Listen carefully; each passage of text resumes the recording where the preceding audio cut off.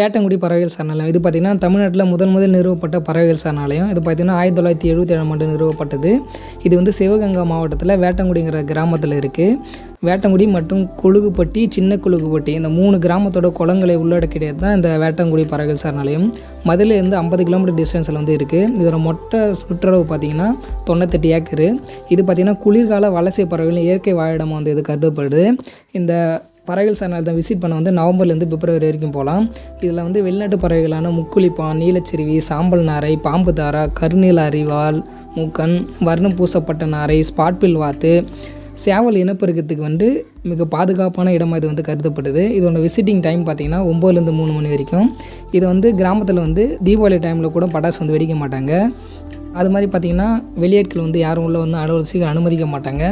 பறவைகளையும் வேட்டையாட மாட்டாங்க. இது வந்து ஊர் வழக்கமாக வந்து கருதப்படுது.